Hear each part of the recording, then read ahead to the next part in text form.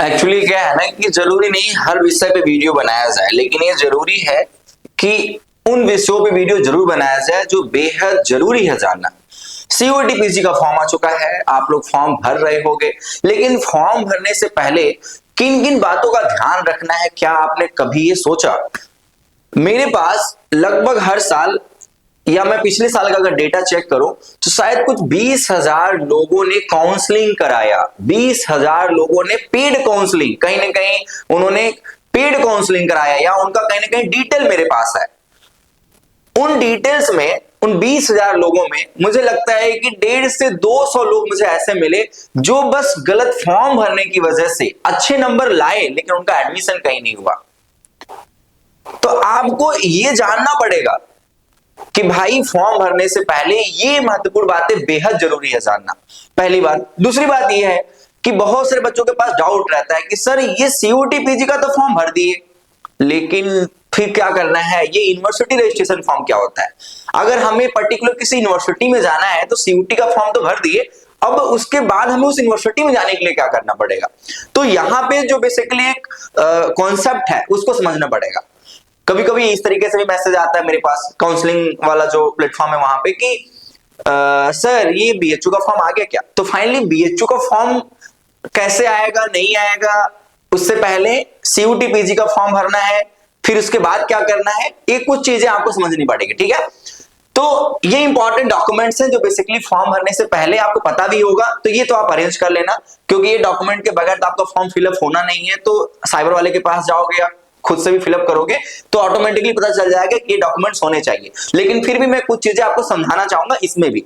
जैसे पहला पॉइंट जो है कि आपका एक वैलिड ईमेल आईडी और मोबाइल नंबर होना चाहिए। एग्जैक्टली आप साइबर वाले का मेल मत यूज करो, प्लीज आपसे रिक्वेस्ट है। आप ग्रेजुएट हो चुके हो या ग्रेजुएशन में हो तो ऐसे में आपका पर्सनल मोबाइल नंबर और पर्सनल ईमेल आईडी ही होना चाहिए, या घर का किसी मेंबर का होना चाहिए इनकेस अगर कोई बहुत बड़ा इश्यू है तो। लेकिन आप साइबर वाले का मत यूज करो, बाद में रिफंड में प्रॉब्लम आता है।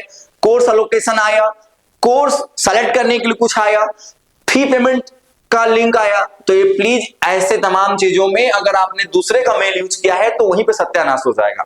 कई बार साइबर वालों की गलती की वजह से बच्चों का पूरा फॉर्म गलत हो जाता है, और उतना ही नहीं, वो एग्जाम में अच्छे मार्क्स लाते हैं लेकिन उनका एडमिशन नहीं हो पाता है। तो please email ID and phone number must be personal आपका होना चाहिए, ठीक है?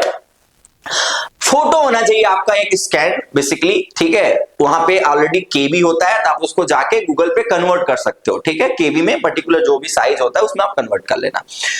उसके बाद आपका एक आधार कार्ड, ठीक है? ये आधार कार्ड का ही था, स्कैन फोटो होना चाहिए। फिर उसके बाद आपका एक कास्ट सर्टिफिकेट यहीं पे आपको लगाना बेहद जरूरी है, ठीक है? यानी आप ईडब्ल्यूएस यूज कर रहे हो तो आप ईडब्ल्यूएस का रिसेंट सबसे जो लेटेस्ट आपके पास होगा वो आप यहाँ पे अपडेट करना, क्योंकि बाद में जब यूनिवर्सिटी अपना पोर्टल ओपन करेगी तो वहां पे वो डेट देंगे कि हमारे पास इतने तक का ही जो है वो ईडब्ल्यूएस या पर्टिकुलर कोई कास्ट सर्टिफिकेट जो है वो अलाउ होगा, ठीक है? तो मैं आपसे निवेदन करूंगा कि प्लीज ये लेटेस्ट वर्जन का होना चाहिए, लेटेस्ट अपडेटेड आपका जो है वो डॉक्यूमेंटेशन होना चाहिए कास्ट वाला, ठीक है? स्कैन कॉपी आप क्लास 10, 12 दोनों का स्कैन कॉपी लगेगा। और जो लोग पास आउट है यूजी में, ठीक है? यहाँ पे यूजी का मैंने मेंशन नहीं किया है, मैं यहाँ पे लिख दे रहा हूं, आप अगर यूजी में पास आउट हो तो आपका यूजी का यहाँ पे लगेगा। लेकिन अगर आप अपीयरिंग में हो तो अपीयरिंग में क्लिक करके आप आगे बढ़ सकते हो। कुछ बच्चों का डाउट ये होगा कि सर मैं अभी थर्ड सेमेस्टर में तो क्या मैं बैठ सकता हूं? आप ध्यान देना, आप एग्जाम तो कभी भी दे लो, कोई इश्यू नहीं है, लेकिन जो वहां पे फाइनल सिलेक्शन होगा वो अपीयरिंग वालों को होगा, यानी जो अभी होंगे अपने 5th सेमेस्टर में, ठीक है? बीएचयू में जो होंगे वो बेसिकली अभी अपने 5th सेमेस्टर में होंगे, या जस्ट अभी एग्जाम 5th सेमेस्टर का देंगे और 6th सेमेस्टर में जाने वाले होंगे। कुछ यूनिवर्सिटी के बच्चे जो होंगे वो 6th सेमेस्टर में जा चुके होंगे। अगर एनुअल एग्जाम होता होगा तो वो अपने 3rd ईयर में होंगे, अगर उनका यूजी 4 ईयर प्रोग्राम है तो 4 साल में होंगे, ठीक है? ओके, आपके पास होना चाहिए एक फोटो, बढ़िया सा खूबसूरत सा पासपोर्ट साइज, कुछ ऐसे, ठीक है? एक आपका सिग्नेचर, प्यारा सा सिग्नेचर, मींस आपका नाम भी हो सकता है, चलेगा, ठीक है? ओके, तो ये चीजें आपके पास इंपॉर्टेंट डॉक्यूमेंटेशन में होना ही चाहिए। अब यहीं पे कुछ चीजें और भी क्लियर कर दूं, यहीं पे आपका पीएस सर्टिफिकेट भी वहां पे पूछा जाएगा तो आप लगा देना, जो फिजिकली हैंडीकैप्ड होंगे। यहीं पे आपका कोई और भी जब आप फॉर्म भरोगे तो वहां पे कोई ऑप्शन आएगा सर्टिफिकेट का, जो सुपर न्यूमेरी में आता है, जो पर्सनलाइज कुछ पर्टिकुलर लोगों के लिए होता है, वो लोग समझ जाएंगे तो वो लोग वहां पे टिक कर सकते हो, ठीक है। इसके बाद अगर फॉर्म भरने में कोई गलती हो जाती है, एक बार आप पोर्टल सेलेक्ट कर दिए और अब आपका फाइनल फॉर्म फिलअप हो गया, कुछ गलती रह गया, तो आपके पास एडिट का ऑप्शन आएगा, वहां पे आप जाकर उसको एडिट कर पाओगे, वो end of date application form पे आएगा, ठीक है। यहां पे एक बात और आपको क्लियर करना चाहूंगा कि जब आप फॉर्म भरते हो तो वहां पे कोर्स, अभी मैं एक step by step form video ले आऊंगा तो वहां पे समझा दूंगा कि कोर्स कैसे सेलेक्ट करना है, क्योंकि बच्चों को थोड़ी पता है कि अगर हमें बीएचयू में जाना है तो होम साइंस का कौन सा कोड लगेगा या हमें मास कॉम का कौन सा कोड लगेगा, क्योंकि भाई मास कॉम के 2 कोड है, लॉ के 2 कोड है, इस तरीके के कई सारे ऐसे कोर्सेज हैं जिसके 2 कोडेड है, कोड है 3-4 कोडेड है। ऐसे में अगर कई सारे कोड है तो कई सारे कोर्स है, तो ऐसे में बच्चों के पास एक कंफ्यूजन हो सकता है कि भाई हमें पर्टिकुलर किसी यूनिवर्सिटी में जाना है तो कोड कौन सा यूज करना है। समझ में आएगी नहीं। एमबीए का जैसे अब बीएचयू का एमबीए का कोड अलग है और बाकी जगहों पे एमबीए करने जाओगे तो वहां पे कोड अलग है।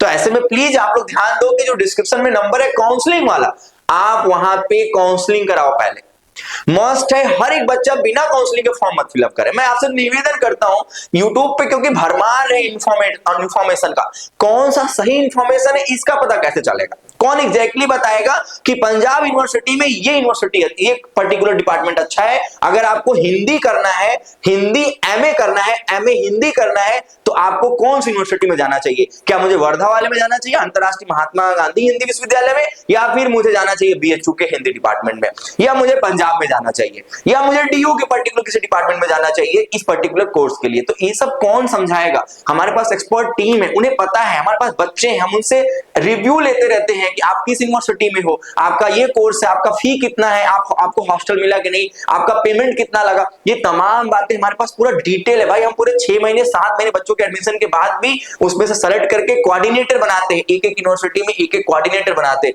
और वो वहां के इंफॉर्मेशन हमें देते हैं और वो हम आप तक शेयर करते हैं।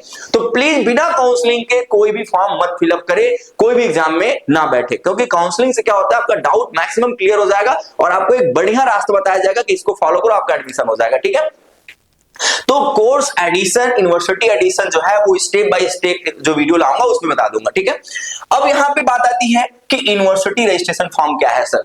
पता है, जब आप इस सीयूटी पीजी का फॉर्म भर लोगे, फिर आपका एडिट विंडो आएगा, आपने करेक्शन कर दिया, फाइनली फिर आपका एडमिट कार्ड आ जाएगा, एग्जाम डेट आ गया, आप एग्जाम दे लिए, आपका रिजल्ट आ गया, ठीक है, यानी सब कुछ आ चुका है। इसी दरमियान आपके पास यूनिवर्सिटी अपना पोर्टल ओपन करती है। जैसे आपने फॉर्म में तो सेलेक्ट कर लिया कि चलो मुझे ये 5 कॉलेज चाहिए, मुझे चाहिए एक टिस, दूसरा चाहिए मुझे जेएनयू, बीएचयू, डीयू, चलो ऐसी तरीके से आपको यूनिवर्सिटी चाहिए, एससीयू भी चाहिए।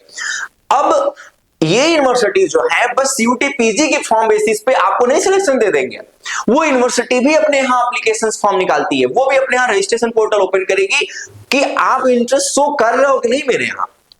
अब यहां पे बच्चों का एक डाउट रहेगा कि क्या सर मैं यहां पे कोई यूनिवर्सिटी भूल गया, यानी इस फॉर्म में डालना भूल गया और मैं फिर जाके उस यूनिवर्सिटी में एडमिशन लेना चाहता हूं तो मुझे मिलेगा कि नहीं? देखो भाई, रेयर में यूनिवर्सिटी उस समय आपको एक ओपन प्लेटफॉर्म देंगे कि चलो ठीक है आप सीयूटी पीजी में भूल गए थे लेकिन अब मेरे पास आ जाओ। ऐसे में क्या होता है कि जो इनका डेटा शेयरिंग है ना एनटीए के साथ, वो मिसमैच हो जाता है। तो ऐसे में यूनिवर्सिटी 1-2 साल एक्सपीरियंस की कि अरे यार ये डेटा बहुत गड़बड़ हो जाता है बाद में अगर हम उनको ओपन विंडो दे देते हैं कि हाँ आप भी आ जाओ। तो इसीलिए बहुत सारे यूनिवर्सिटी जो है वो इमीडिएटली डिसीजन लेते हैं कि भाई नहीं, जिन्होंने फॉर्म में भरा था कि हाँ बीएचयू में आना है उन्हीं को मौका दो।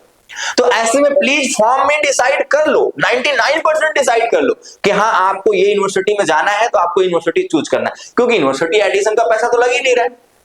तो प्लीज ऐसे निवेदन है कि यूनिवर्सिटी रजिस्ट्रेशन फॉर्म जो है वो उस समय आएगा, लेकिन उससे पहले यूनिवर्सिटीज आपके फॉर्म में चूजन होना चाहिए। अगर आपका कोई डाउट है, नहीं समझ में आ रहा है, तो मेरा कोर्सेज तो रन करता ही है।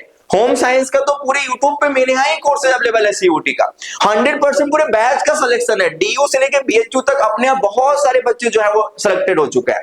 फिलोसफी के बैचेज हैं, हिस्ट्री का बैचेज है, हिंदी का बैचेज है, ऑलमोस्ट पूरे बैचेज हमारे यहाँ रन कर रहे हैं। लॉ का तो स्पेशल बैच इस बार हम लोग लेकर आए हैं क्योंकि टाइम ड्यूरेशन कम हो गया है, तो क्वेश्चंस के लेवल को हम लोग थोड़ा सा एनालाइज कर रहे हैं और उसी बेसिस पे बैच ला रहे हैं। तो प्लीज आप लोग अगर लॉ में या कॉमन पेपर में इंटरेस्टेड है, एमबीए में इंटरेस्टेड है, भाई आइए, आपकी तैयारी हम लोग कराएंगे। तो मुस्कुराते रहे, बहुत सी शुभकामनाएं हैं। बैच ज्वाइन करें, बैच सीरीज ज्वाइन करें, स्टडी मटेरियल आप लेके जाएं और पूरी इंफॉर्मेटिव वीडियोस देखें और बेहतर प्रिपरेशन करें और इस बार 2025 में अपना ड्रीम यूनिवर्सिटी अपने नाम करें। मुस्कुराते रहे। बहुत सी शुभकामनाएं। हर हर महादेव।